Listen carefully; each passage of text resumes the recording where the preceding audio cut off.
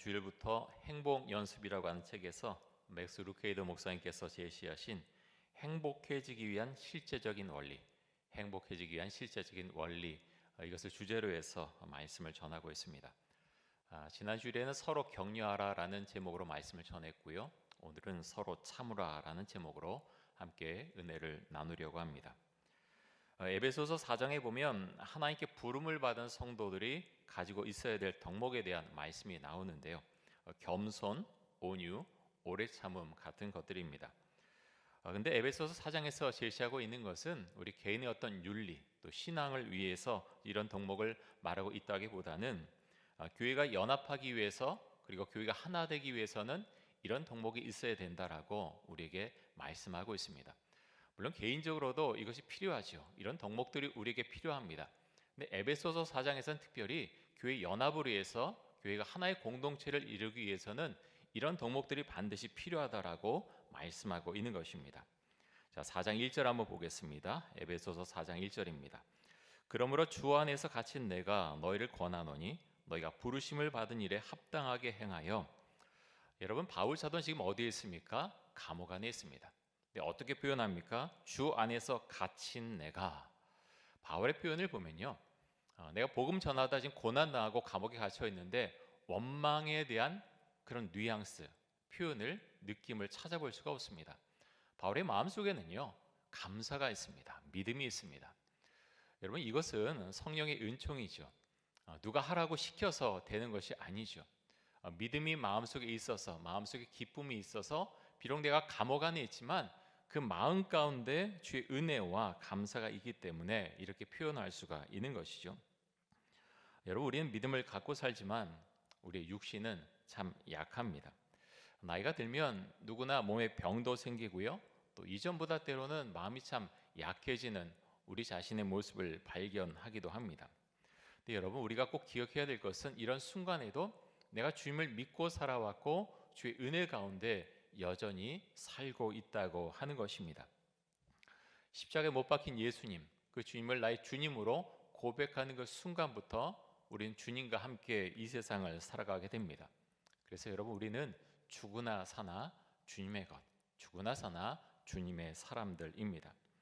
나의 몸이 아플 때도, 나의 마음에 상처가 생겼을 때도 우리의 고백이 원망이 아니라 사도 바울처럼 감사의 고백, 그런 은혜 고백이 될 수 있기를 간절히 원하고 또 축복합니다.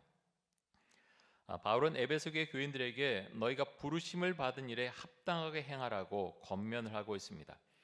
여러분, 하나님은 에베소 교회 교인들뿐만 아니라 여러분과 저도 그렇게 부르셨습니다. 하나님의 부르심에 응답한 사람들은 이전과 달라진 가치관을 갖고 살게 되겠죠. 이전과는 달라진 삶의 모습, 삶의 태도를 가지고 세상을 살아가게 됩니다. 하나님께서 우리를 부르셨다고 하는 것은 우리를 죄에서 은혜로 부르셨다는 것이고요, 또 죽음에서 생명으로 불렀다는 것이고, 또 어둠에서 빛으로 부르셨다고 하는 것입니다. 그래서 그리스도인들은 은혜 가운데서, 생명 가운데서, 빛 가운데서 살아갑니다. 저는 이제 말씀을 보다가요, 몇 년 전부터 이 빛이라고 하는 이 단어가 특별하게 제 안에 참 강하게 다가왔습니다. 그전에도 수없이 많이 들었고 수없이 성경 가운데서 읽고 설교했던 말씀이지만, 정말 주님은 빛이구나, 내가 믿는 이 신앙, 이 믿음은 빛이구나 하는 것을 정말 많이 생각하고 고백하게 되었습니다. 그렇습니다. 여러분, 우리가 주님을 믿는데, 우리가 주님을 믿는다고 하는 것은요, 빛이 내 안에 들어온 것입니다. 밝음이 내 안에 들어온 것이죠.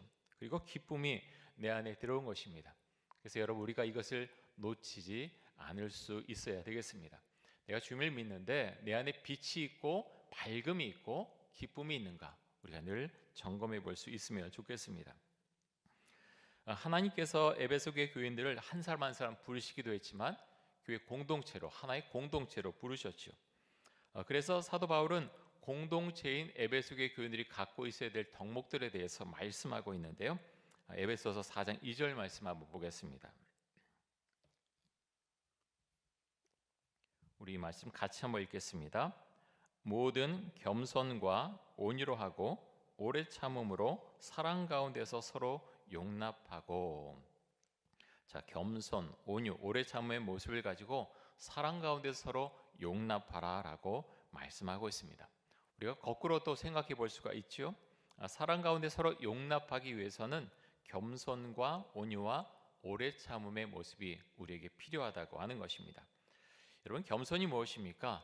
빌립보서 2장 3절에 보면 이렇게 말씀합니다. 아무 일에든지 다툼이나 허영으로 하지 말고 오직 겸손한 마음으로 각각 자기보다 남을 낮게 여기고. 겸손은요, 마음이 낮다는 것입니다. 근데 그것이 참 쉬운가요?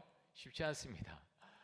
자존감이 물론 있어야 되지만 이 빌립보서 말씀 가운데서 뭐라고 말씀합니까? 겸손은 자기보다 남을 낮게 여기는 마음, 그것이 겸손이다라고 말씀하고 있습니다. 여러분, 그러면 온유는 무엇입니까? 온유는요, 겸손이라고 하는 것이 마음의 태도라고 한다면 온유는 겸손한 자세가 겉으로 드러난 모습이라고 할 수 있습니다. 그래서 어떤 사람에게 이 사람 참 온유하다, 아니면 온유하지 못하다, 그것을 우리가 느끼지 않습니까? 찰스 스윈들 목사님께서 에베소서 그의 주석서에서 이런 말씀하셨습니다.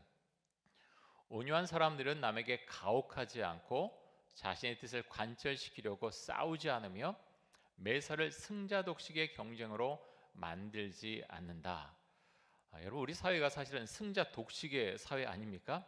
우리가 일을 하려면, 돈을 좀 더 많이 벌려면 승자 독식, 참 그런 것을 우리가 많이 생각하게 되는데 성경은 우리에게 온유하라라고 말씀하고 있고요, 너희가 이렇게 살라라고 말씀하고 있습니다. 그런데 여러분, 겸손과 온유보다 어려운 것이 있는데요, 그것이 무엇인가 하면 오래 참는 것입니다. 정말 그렇습니다. 참는 것, 오래 참는 것 참 쉽지 않습니다. 여러분, 그런 이야기 있지 않습니까? 참다가 병난다, 참다가 병난다. 여러분, 정말 그렇죠? 내 안에 화가 치밀어 오르는데요, 스트레스가 팍팍 올라오고 화가 나는데 그것을 억지로 막 참으라고 하면 그것이 몸의 병까지 이어져서요, 병이 날 수가 있다고 하는 거죠. 그래서 여러분, 그 전에 그런 스트레스, 화를 풀 수 있어야 되겠죠. 운동을 한다든지, 좋아하는 음악을 듣는다든지, 찬양을 듣는다든지, 좋아하는 영화를 본다든지, 책을 본다든지, 뭔가 그런 스트레스, 화를 풀 수 있는 출구가 우리에게 필요하다고 하는 것이죠. 그런데 여러분, 성경에서 말하는 서로 참으라라고 하는 것은요, 그런 우리의 어떤 스트레스를 푸는 것, 단순히 여기에서 끝나는 것을 말하고 있지는 않습니다. 그것을 넘어서는 것이 있죠. 어느 목사님께서 부흥회를 인도하셨는데요, 부흥회 하면서 교인들에게, 부흥회에 참석한 교인들에게 물어봤습니다. 여러분들 중에 교회에서 다른 사람 때문에 상처받은 분들이 계시나요? 한번 손 들어 보시겠어요? 그랬더니 정말 많은 분들이 손을 들었습니다. 그 다음에 이제 목사님께서 또 질문하셨죠. 그렇다면 여러분들 중에서 교회 안에서 내가 다른 사람에게 상처를 줬다 하는 분들 한번 손 들어 보십시오. 그랬더니 몇 분이 쭈삣쭈삣 손을 들려다가 분위기가, 손을 든 분위기가 아니라서 손을 들다가 다 내렸다고 합니다. 여러분, 왜 그렇습니까? 좀 이상하지 않습니까? 교회 안에서요, 상처받은 사람은 많다고 하는데 나는 다른 사람에게 상처를 준 적이 없다라고 사람들은 생각한다는 것입니다. 여러분, 우리 교회에서 제가 이런 질문을 똑같이 드렸다면 우리는 어떤 결과가 나타날까요? 여러분, 우리를 힘들게 하는 건 대부분 인간관계에서 일어납니다. 가끔 만나는 사람, 잠깐 지나가는 분, 그런 분한테는 사실 거의 상처를 받지 않죠. 어떤 사람들에게 상처를 받습니까? 늘 가까이 있는 사람, 가족들, 또 우리 교인들, 회사에서 만나는 사람, 그런 사람들에게서 우리는 상처를 받습니다. 근데 여러분, 왜 사람들이 상처를 받죠? 왜 상처를 받나요? 모두가 다르기 때문에 상처를 받습니다.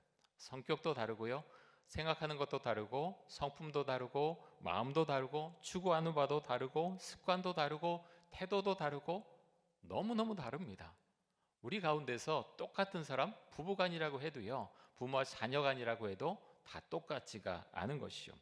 근데 사람들은 내가 생각하는 것, 이것이 가장 바른 결정이라고 믿습니다.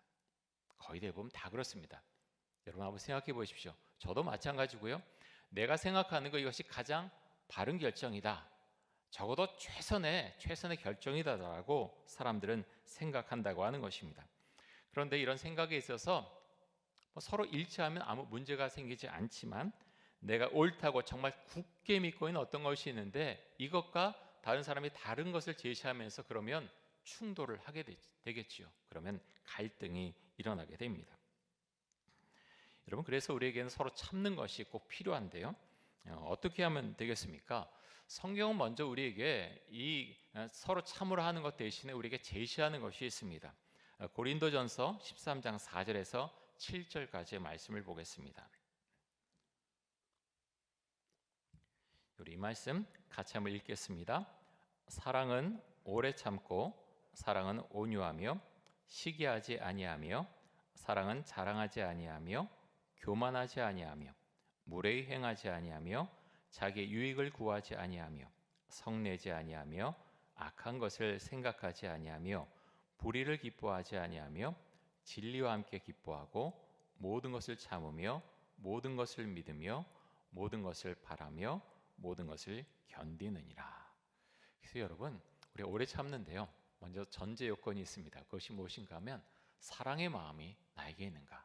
어떤 사람을 향해서 부부간에도 그렇고 교회에서 늘 마주치는 어떤 분을 향해서도 그렇고 그분에 대해서 내 마음속에 사랑의 마음이 있는가, 우린 그것을 먼저 점검해 봐야 됩니다.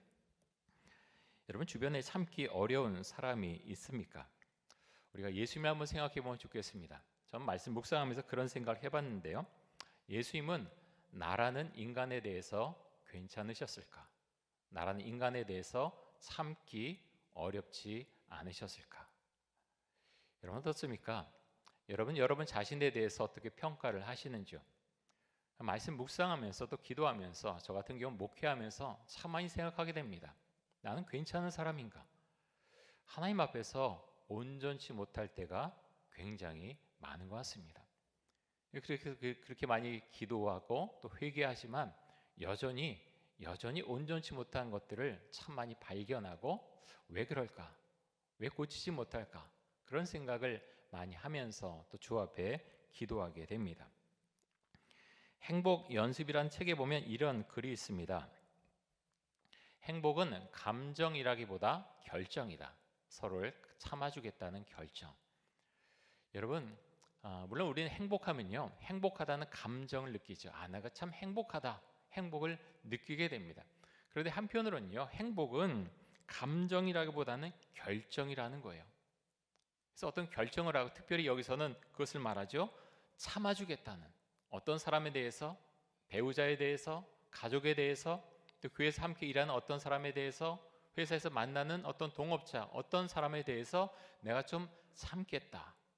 그 결정을 할 때 행복이 나에게 온다고 하는 것입니다. 나는 못 참겠어라고 내가 결정하면 행복이라고 하는 감정, 그 느낌, 그것은 나에게서 멀어질 수 있다고 하는 것입니다. 그래서 여러분, 억지로 할 수 없지만 한편으로 행복은요, 우리가 결정하는 것입니다. 내가 특별히 오늘 말씀 가운데 서로 참으라라고 말씀하셨는데 서로 참는 것, 그것을 내가 결정하고 그 가운데서 나아갈 때 나도 모르게 내 마음 가운데 행복이 온다고 하는 것입니다. 맥스 루케이더 목사님은 사람들과 함께 사는 것이 힘들게 느껴진다면 예수님께서 말씀하신 자기 눈 속에 있는 들보 이야기를 생각해 보라라고 말씀합니다. 자, 마태복음 7장 3절에서 5절까지 한번 보겠습니다. 우리가 잘 아는 말씀인데요, 이렇게 말씀합니다.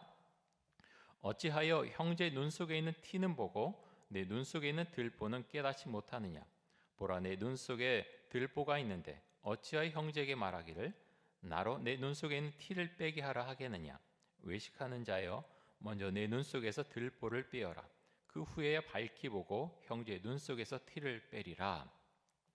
여러분 어떻습니까? 우리가 이 말씀 보면 마음에 감동과 은혜가 있습니까? 많은 분들이 저를 포함해서 그렇습니다. 우리가 이 말씀 아무리 봐도요, 내 안에, 내 눈 안에 들보가 있더라고는 잘 생각이 되지 않습니다. 이 말씀을 많이 묵상하고 또 기도하고 하는데 이상하게도 다른 사람의 눈에 있는 그런 티가 아주 커다랗게 보이는 경우가 상당히 많이 있죠. 그럼 생각합니다. 왜 저 사람에서 왜 저런 거 고치지 못하지? 왜 눈에 있는 것 빼지 못하지? 답답하게 생각을 합니다. 차마 말을 못하지만 그렇게 생각할 때가 우리 마음 가운데 있다고 하는 것입니다. 네, 여러분, 유명한 부흥사 D.L. 무디 목사님께서 이렇게 말씀을 하셨다고 늘 말씀하셨다고 하는데요. 이렇게 말씀하셨다고 합니다. 나는 지금 D.L. 무디 때문에 너무 골치가 아파서 다른 사람을 흠잡을 시간이 없습니다. 다시 한번 말씀드립니다. 목사님께서 이렇게 말씀하셨는데요. 나는 지금 D.L. 무디 때문에 너무 골치가 아파서 다른 사람을 흠잡을 시간이 없습니다. 여러분, 이 한마디만 들어도 D.L. 무디 목사님이 어떤 분이셨는가 하는 것을 우리는 알 수가 있죠. 참 이런 마음을 갖는 것, 이런 고백하는 것 참 귀한 일입니다. 여러분을 짜증나게 하는 행동하는 사람이 여러분의 주변에 혹시 계십니까? 그런데요, 이런 짜증스러운 행동 때문에 고통받는 사람은 그런 행동을 하는 사람이 아니라 그것을 보고 짜증을 내는 바로 우리라고 하는 것을 기억할 수 있길 원합니다. 우리가 그 사람을 변화시킬 수 있다면 참 좋겠죠. 그런데요, 우리에게는 사실 그럴 능력이 별로 없습니다. 왜 그럴까요? 여러분 한번 생각해 보십시오. 저는 제 자신만 생각해도 나를 좀 변화시키겠다, 어떻게 해야 되겠다 생각은 하지만요, 변화시키기가 여간 어려운 게 아닙니다. 아니, 나도 내 자신을 그렇게 변화시키기 어려운데 내가 다른 사람을 변화시킬 수 있을까? 참 어렵다는 거예요. 부부간에도, 부모와 자식 간에도 아무리 자주 만나는 사람이라도 다른 사람을 변화시키는 그거 마음대로 되지 않습니다. 그래서 여러분, 교회 공동체가 하나가 되려면 서로 참는 것이 반드시 필요합니다. 성령님께서 우리 각자의 마음을 주장하시고 교회 공동체 안에 성령 충만함이 있으면 가능합니다.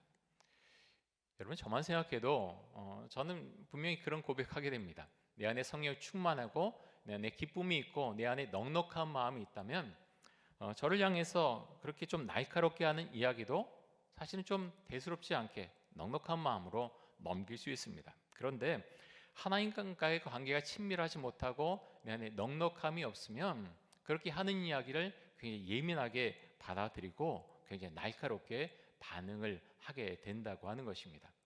여러분 어떻습니까? 우리가 다 비슷하지 않습니까? 성령이 우리 안에 있어서 내 마음을 꽉 잡고 계시면 우리가 사실 어떤 이야기 들어도 잘 상처를 받지 않고 그렇게 예민하게 반응하지 않게 되는데, 내 안에 주의 성령께서 내 마음을 주장하지 않으면은 나도 모르게 예민하게 반응하게 되고 날카롭게 말이 나가게 된다고 하는 것입니다. 그래서 여러분, 우리가 성령이 충만하고 마음에 기쁨이 있고 관용의 마음이 있으면 우리 가족들에게 참 좋은 말을 해줄 수 있습니다. 근데 그 반대가 되면 이유도 모르게 그렇게 화를 내고 스트레스를 풀 수 있다고 하는 것이죠. 김창호 강사라는 분이 계시죠. 참 강의를 정말 잘하시는 분이신데요.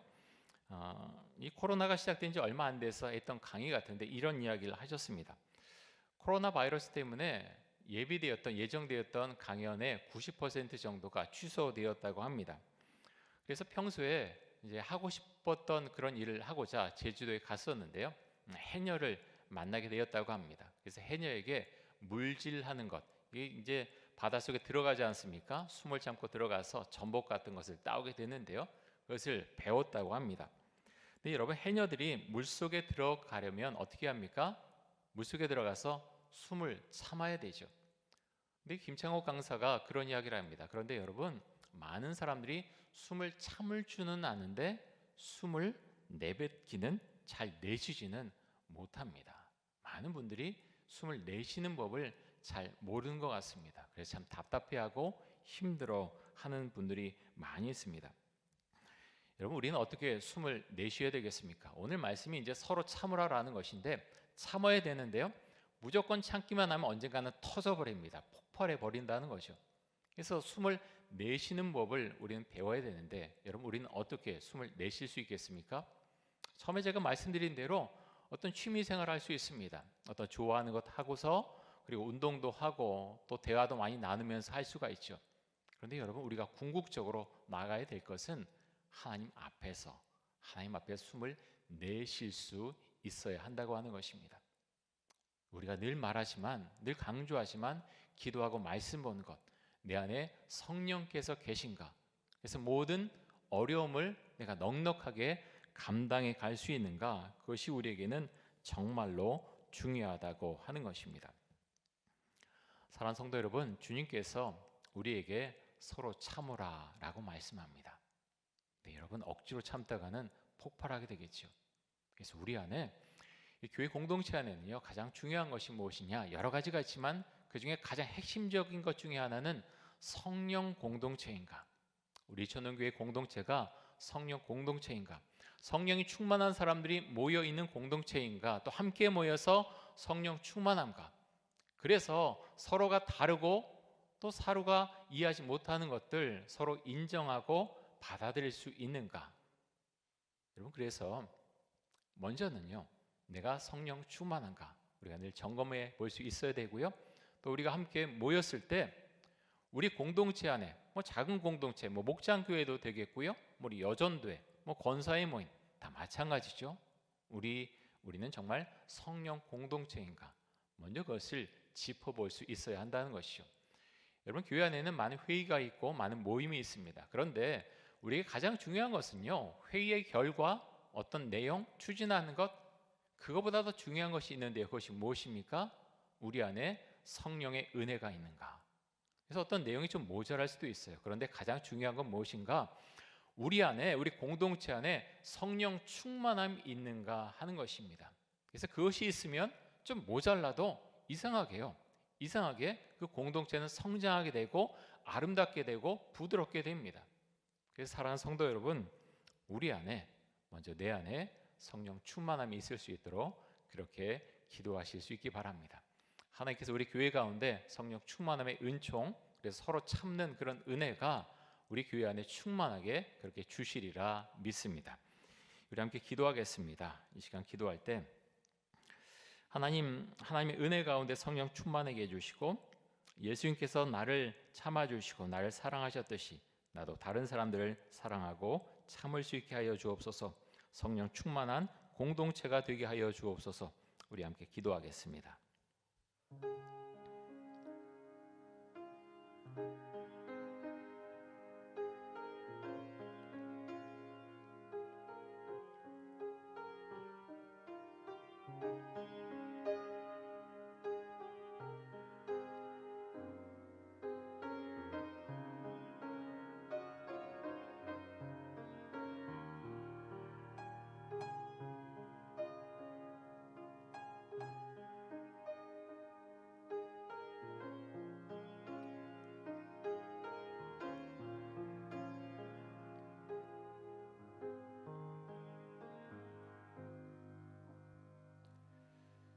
하나님 아버지, 우리가 가정 안에서 또 교회 안에서 또 날마다 만나는 회사 사람들, 여러 모임 가운데서 우리가 갈등하고 또 힘들어할 수 있습니다.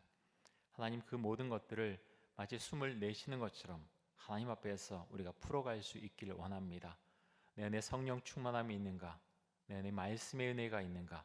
먼저 우리가 점검해 보도록 해주시고, 주 앞에 나서 기도하며 또 우리가 함께 모여 있을 때마다 성령 충만함이 그 공동체를 감싸는 그런 은혜가 나타날 수 있기를 간절히 원합니다. 우리 전원교회가 성령 충만한 공동체로 늘 존재할 수 있도록 주의 성령께서 우리의 마음과 우리 공동체를 주님께서 친히 이끌어 주옵소서. 예수 그리스도의 이름으로 기도드립니다. 아멘.